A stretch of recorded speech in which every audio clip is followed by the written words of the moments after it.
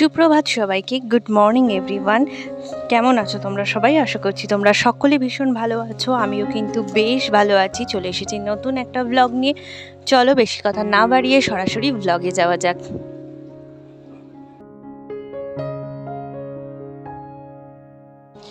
সকালবেলা উঠে থেকে বাসি কাজ থেকে শুরু করে রাত্রে ঘুমানো পর্যন্ত আমাদের জন্য যেন একের পর এক কাজ অপেক্ষা করতেই থাকে।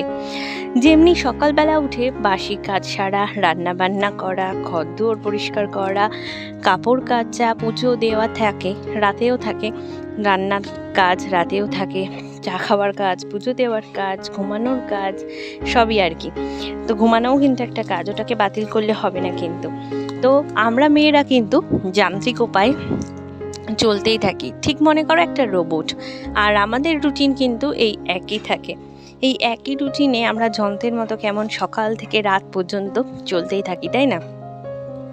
রোজই একই নিয়ম আর একই প্রক্রিয়ায় যন্ত্রের মতো কাজ করে চলেছি। কি করা যাবে, আমাদের জীবনটাই যেন এক যন্ত্রের আকার যান্ত্রিক ন্যায় নিয়ে নিয়েছে। তো চলো, অনেকগুলো কাজই হলো। সকালবেলা দেখতে পারলে খাবার তোড়জোড় চলছে। আলু ভাজা করে রেখেছিল, কারণ এই গরমে সকলেই পান্তা ভাত খাবে বলেছিল, তাই একটু আলু ভাজাটা বেড়ে রাখলাম। ওদিকে মটর ডাল ধুয়ে বসিয়ে দিয়েছি। মটর ডাল হবে আজকে লাউ আর উচ্ছে দিয়ে। আর মাঝে সবজিগুলো কেটে রেখেছিল, সেগুলোকে একে একে আমি ভেজে দেব। মেন হচ্ছে পটল ভাজা। পটল ভাজাটা আগে ভেজে দিই। আর কোনো নুন হলুদ ছাড়াই কিন্তু আমি তরকারিতে যে পটল ইউজ হয় সেগুলো ভাজি, কারণ নুন হলুদ দিলে প্রচণ্ড পুড়ে যায় তেলটা আর সমস্তটা লেগে লেগে আসে। তাই যখন পটল আলুর তরকারি বা পটল পোস্ত, পটল দরমা এসবের পটল ভাজতে হয়, তখন কিন্তু কোনো রকম নুন বা হলুদ দিই না। কারণ যখন তরকারিটা কষাবে তখন পটলটা দিলেই তাতে নুন হলুদ সমানভাবে চলে যায়। তাই আগের থেকে নুন হলুদ দিয়ে ভাজার দরকার নেই। তো পটল ভাজতে ভাজতে মাঝখানে আমি চলে এলাম আবার একটু ব্রেডটাকে একটু সেঁকে নিলাম। এবার একটা ছানার স্যান্ডউইচ করে দেবো বলতে পারো। তো এখানে বেশ ভালো করে একদম বেশি করে ছানা দিয়ে নিলাম একটা ব্রেডের ওপর। তারপর দিয়ে দেবো বেশ কিছু চিনি। তোমরা এতে একটুখানি মধুও দিতে পারো, কিন্তু আমার হাজব্যান্ড খায় না, তার জন্য আর দেখো আর একটা দিয়ে পাউরুটি দিয়ে ওটা চেপে দিলাম একদম। তো হয়ে গেছে আমার ছানার স্যান্ডউইচ দিয়ে এসেছি। আর এদিকে আবার যে পটল পোস্ত হবে, দরমাও বলতে পারো, তার জন্য পটলগুলোকে ভাজছি। আর এদিকে মা ভাজছে আবার উচ্ছে। ওদিকে ডাল বসে গেছে, একের পর এক হচ্ছে। মটর ডাল একদম উচ্ছে দিয়ে আর লাউ দিয়ে হবে। আর আমি চলে এলাম এখন ঘরে এসে বিছনা টিছনা গুছাবো। আর মেয়েটা ঘুম থেকে উঠেই কেমন যেন একটু মেজাজটা গরম গরম আছে ওর, দেখতে পাচ্ছি। এক এক সময় হয় না, আমরাও দেখবে প্রত্যেক দিনটা তো সবার মুডটা সমান থাকে না, বা আমরা প্রত্যেক দিন একইভাবে আমাদের সকালটা শুরু করতে পারি না। তাই ওরও আজকে হয়তো মুডটা একদমই খারাপ। তো আমি চাদর পাচ্ছি, ওই যে ও ভীষণ রেগে গেছে।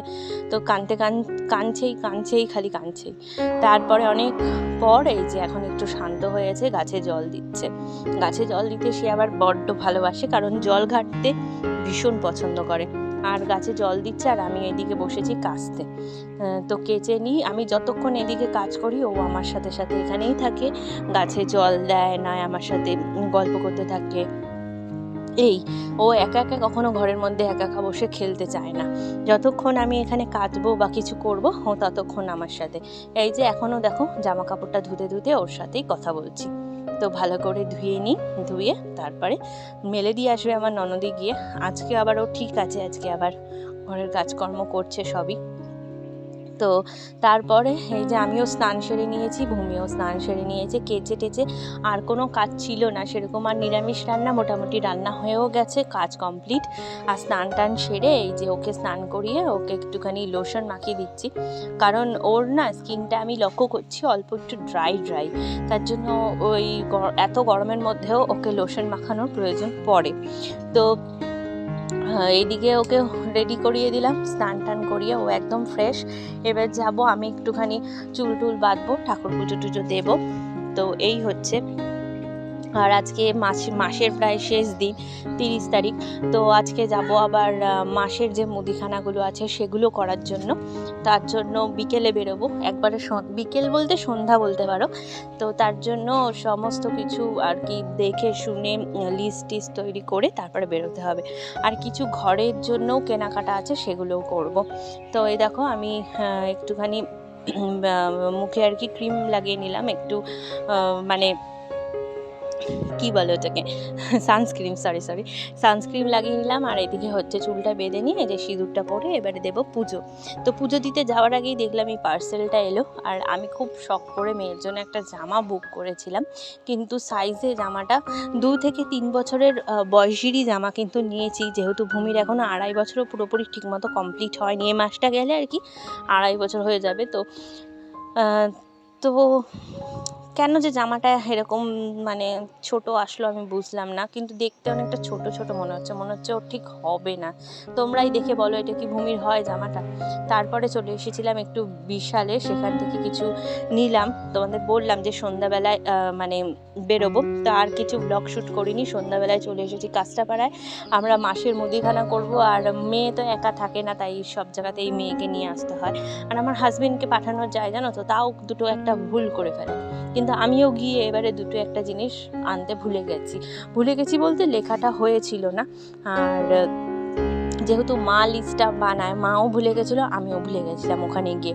আর দোকানে এত ভিড় ছিল, মাসের শেষে দোকানে এত ভিড় হয় যে কি বলবো। আমরা কিন্তু কাঁচরাপাড়ায় হচ্ছে মণ্ডল বাজারে গেছিলাম, তো তোমাদের দেখাচ্ছি। তো একদম গান্ধী মোড়ের কাছে এই যে মণ্ডল বাজার, এখানে কিন্তু একদম ঢুকতেই একদম দেখতে পারবে যে চারিদিকে খালি কসমেটিক্স আর হচ্ছে মুদিখানার দোকান, এই হচ্ছে এখানে। তো এখানে পাইকারি রেটে কিন্তু মুদিখানাটা পাওয়া যায়। যারা মানে মুদিখানা দোকান চালায়, তারা কিন্তু এই মণ্ডল বাজার থেকে দোকানের মালপত্র নিয়ে যেতে পারবে। আর নিয়ে পারবে কি, তো আমি যাচ্ছি হচ্ছে আমি যেই দোকান থেকে সবসময় প্রত্যেক মাসে মুদিখানা খাই সেই দোকানে। তো সেখানে গিয়ে তো দেখছি প্রচণ্ড পরিমাণে ভিড়। তো অনেক মানে এক তো গরম, তারপরে আমি আর ভিডিও কিছু করিনি, মালপত্র নিয়ে বাড়ি চলে এসেছি। আর মেয়ের জন্য বিশাল থেকে কিনেছিলাম এই স্লেটটা। আর এটা হচ্ছে ওর বক্সটা নিজেই পছন্দ করে কিনেছে, ওখানে ওর দিদিভাই পড়তে আসে, ওই দিদিভাইয়ের মতো বক্স কিনবে তাই। আর এই দুটো কৌটো নিয়েছিলাম, বড় কৌটো, একটু দরকার ছিল মুদিখানাগুলো স্টোর করে রাখার জন্য। আর আমাদের ব্রাশদানিটা অনেকখানি নোংরা হয়ে গেছিলো, অনেক দিন পুরনো হয়ে গেছিলো, তাই এই একটা ব্রাশদানি। আর তার সাথে এই সাবান কেসটা এনেছি। আর তার সাথে এনেছি হচ্ছে এই মিল্ক এই বিস্কিটটা, ব্রিটানিয়ার, এটা কিন্তু খেতে খুব ভালো লাগে আমাদের। তো এই বিস্কিটটা নিয়ে এসেছি, এটা একদম বড় প্যাকেটটা নিয়ে এসেছি। তার সাথে ব্রিটানিয়া হচ্ছে রাস্ক নিয়ে এসেছি, টোস্ট, বিশেষ করে এই এলাচের টোস্টটা আমার কিন্তু ভীষণ ফেভারেট, খুব ভালো লাগে। আর আমার যেগুলো ফেভারেট আমাদের বাড়িতেও সবাই সেটাই ভালোবাসে, অসুবিধা হয় না। এই জন্য আমাদের মিক্স ম্যাচ হতে খুব আর কি সুবিধা হয়েছে, ম্যাচ হতে আর কি। তো একটা ছেকনি, আর এদিকে হচ্ছে মামামের জন্য এনেছি এক জোড়া স্লিপার, যেটা কিনা খুবই দরকার ওর এখন। আর তার সাথে এনেছি হচ্ছে আর কি এনেছি, একটা মগ এনেছি। আর তার সাথে স্টিল রুম এনেছি, অনেকগুলো পাওয়া যাচ্ছিল 30 টাকায়, প্রায় 4টে না 5টা ছিল, তো সেটা এনেছি। আর তার সাথে এনেছি হচ্ছে মামামের কিছু বুকস, মানে একটা ট্রে এনেছি। ট্রেটা কেমন লাগছে তোমরা অবশ্যই জানিও, আমার তো ভীষণ পছন্দ হয়েছে, ব্ল্যাক কালারের, এত ক্লাসি দেখতে না, ভীষণ সুন্দর। আর তার সাথে এনেছি এই যে মামামের দুটো বই, এগুলো ওর মে মাসেই হচ্ছে হাতে খড়ি, তারপরে এই বইটা লাগবে। এটা আমার গোপালের জন্য বিস্কিট, আর এই দুটো হচ্ছে বাই 1 get 1 ফ্রি হচ্ছে দুটো প্লেট এনেছি। আর তার সাথে এই যে এই মুদিখানাগুলো বার করে রাখা হয়েছে, এখানে সবটা আছে, কিছুটা রাখা হয়ে গেছে। তো চলো আজকে এ পর্যন্তই, তোমরা ভালো থেকো, সুস্থ থেকো, অন্য একটা ব্লগে খুব তাড়াতাড়ি দেখা হবে।